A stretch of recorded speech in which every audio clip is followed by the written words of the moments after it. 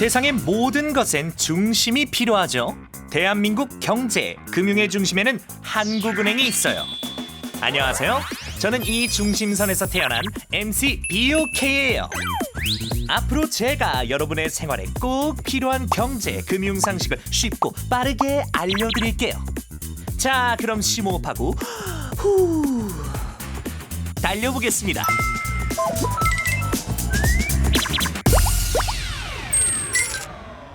Get you what that 뚜루뚜루뚜. 블랙핑크가 해외에서 공연하면 그 수익이 우리나라 GDP에 포함될까요? 네, 포함됩니다. 그런데 손흥민 선수가 프리미어리그에서 받는 연봉은요? 그건 포함되지 않아요. 왜 그럴까요? 블랙핑크는 2022년 말부터 시작한 월드 투어로 4천억 원이 넘는 수익을 올렸습니다. 아시아 가수 역사상 가장 높은 수익이죠. 손흥민 선수는 프리미어리그에서 연봉 약 160억 원을 받고 있는 아시아 최고의 공격수입니다. 모두 세계적인 한국인 스타지만 GDP 측면에서는 차이가 있습니다. GDP는 한 나라의 부를 측정하는 지표로 일정 기간 동안 그 나라 안에서 생산된 재화와 서비스의 시장 가치를 의미합니다. 여기서 중요한 건 그 나라 안에서라는 점이에요. 즉, 경제활동이 어디서 이루어졌는지가 중요하죠. 그래서 국내에 거주하는 외국인이 벌어들인 소득이나 국내 거주자가 외국에서 벌어들인 소득은 우리나라 GDP에 포함되지만 외국에 거주하는 한국인이나 외국 거주자가 국내에서 벌어들인 소득은 포함되지 않아요. 블랙핑크는 주로 한국에 머물면서 잠깐 해외로 나가 공연을 하기 때문에 그들의 월드 투어 수입은 한국의 GDP에 포함됩니다. 반면 손흥민 선수는 영국에 살면서 선수 생활을 하고 있기 때문에 손흥민 선수의 연봉은 영국 GDP에 포함되는 거죠. 그렇다면 누가 GDP를 만들었을까요? 이 질문에 답하려면 시계를 거꾸로 돌려 1934년으로 가야 합니다. 당시 세계는 대공황이라는 전례 없는 위기를 맞고 있었습니다. 주식시장의 급격한 붕괴, 은행과 기업의 잇따른 파산, 이로 인한 기록적인 실업률 상승으로 사회 전반에 깊은 절망감이 확산되었죠. 하지만 당시 정책 입안자들은 상황의 심각성을 충분히 파악하지 못했습니다. 그들이 사용할 수 있던 정보는 주가, 철도 운송량, 철강 생산량 같은 분절된 통계들 뿐이었고 전반적인 경제 상황을 판단할 수 있는 지표가 없었기 때문입니다.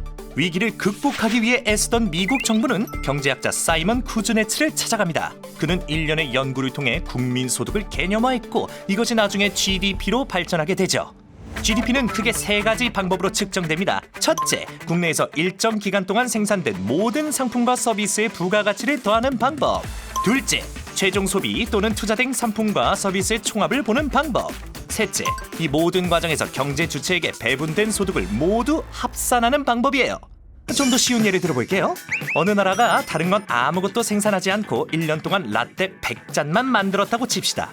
한 잔에 5,000원이면 이 나라의 GDP는 50만 원이 되겠죠? 이건 생산 측면에서 본 거고요. 뭔가를 만들고 팔았다는 건 누군가가 그걸 샀다는 뜻이기도 하니 50만 원은 그 나라 국민이 1년 동안 라떼를 사 마신 금액을 더해도 얻을 수 있어요. 이건 소비 측면에서 GDP를 구한 거죠.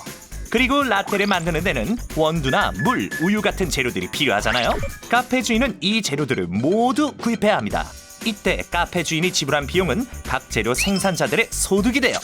또 카페 주인은 바리스타에게 임금도 지불해야 하고 가게 임대료도 내야 해요. 이건 바리스타와 임대업자의 소득이 되죠. 카페 주인이 챙기는 소득도 있고요. 결국 라떼 한 잔에 매겨진 5,000원이란 가격은 이 소득들이 더해진 결과라고 할 수 있어요. 그래서 각각의 경제 주체에게 분배된 소득을 모두 더해도 역시 50만 원이 되죠. 생산 측면에서 계산하든 지출 측면에서 계산하든 분배 측면에서 계산하든 결과는 같고 이것은 국민소득 3면 등가의 법칙이라고 부릅니다. GDP는 통계사에서 가장 중요한 발전이었어요. 한 나라의 경제력을 숫자 하나로 요약해서 보여줘 경제의 전체 모습을 한눈에 파악할 수 있게 되었기 때문이에요.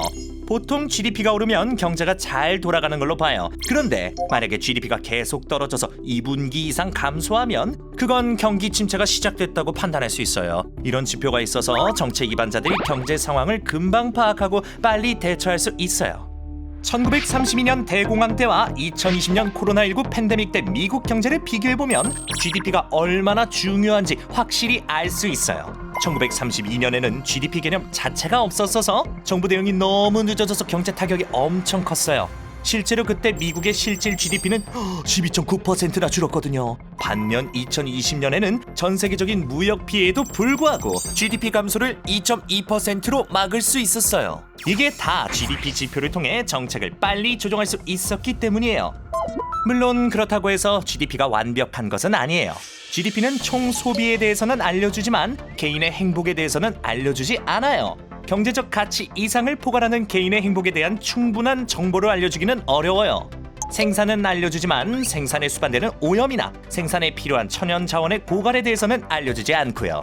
정부 지출과 민간 투자에 대해서는 알려주지만 그로 인해 변화하는 삶의 질에 대해서는 알려주지 않죠. 또 GDP 계산은 빠른 디지털 시대의 변화를 제대로 파악하지 못하는 문제도 있어요. 예를 들어 데이터가 자산으로서 가치를 높여가고 있지만 현재 GDP 작성 기준으로는 그 가치가 충분히 반영되고 있지는 않아요. GDP는 마치 카메라로 세상을 찍는 것과 같아요. 사진은 나오지만 그 속에 담긴 이야기의 뉘앙스나 깊이는 잘 잡히지 않죠. 이러한 한계들이 드러나면서 경제학자들은 GDP를 보완하거나 대체하기 위해 노력하고 있어요.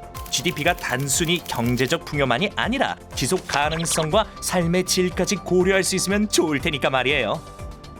자, 오늘 내용은 이렇게 정리해 볼 수 있겠군요. 그럼 다음에 또 만나요.